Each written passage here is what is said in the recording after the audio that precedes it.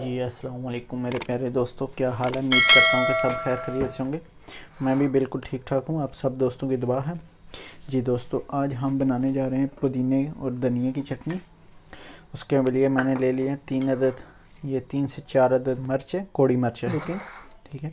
और 2 इतना सा साइज़ का यानी कि 100 ग्राम के करीब करीब ये हमने अदरक का पेस्ट ले लिया। इसको हम ग्राइंड कर लेंगे। हमने ग्राइंडर ले लिया और इसको इसमें ऐड करेंगे। बिस्मिल्लाह।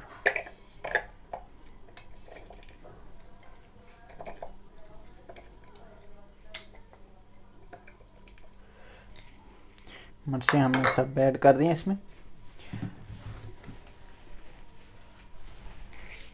जी दोस्तों, अब हम मिर्चों को ग्राइंड कर लेंगे मिर्चों को। जी दोस्तों, ये देखें मिर्चें हमारी काफ़ी हद तक ग्राइंड हो चुकी हैं। अब हम इसमें अदरक ऐड करेंगे। बिस्मिल्लाह।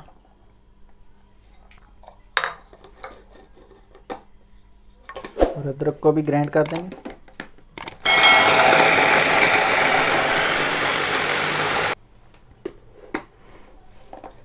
जी दोस्तों, ये देखें माशाल्लाह काफ़ी अच्छी तरह ग्राइंड हो चुकी है।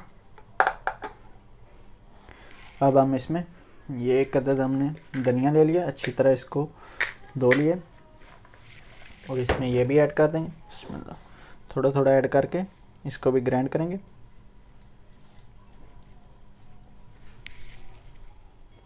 जी दोस्तों, अब हम इसमें थोड़ा सा पानी ऐड करेंगे।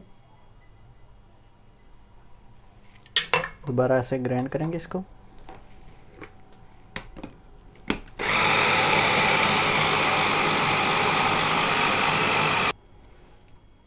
जी दोस्तों, अब हम इसमें पुदीना भी ऐड कर देंगे। इस तरह से पुदीना भी अच्छी तरह ऐड करके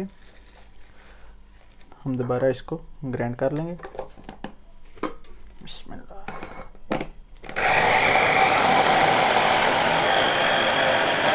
जी मेरे प्यारे दोस्तों, ये देखें चटनी हमारी बिल्कुल तैयार हो गई है, ग्राइंड हो चुकी है फुल।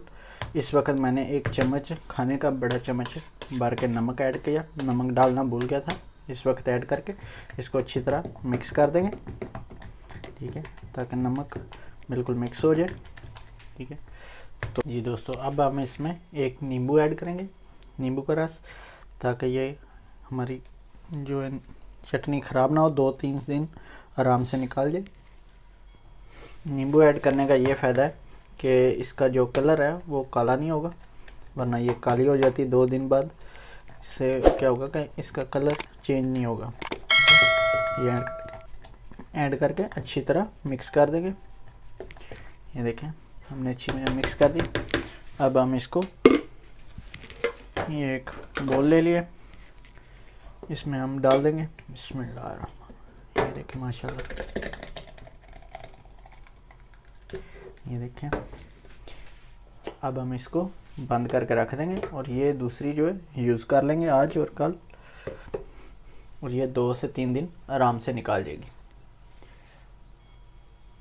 जी मेरे प्यारे दोस्तों, ये देखें चटनी हमारी तैयार हो गई है। ये देखें माशाल्लाह कितनी प्यारी तैयार होगी।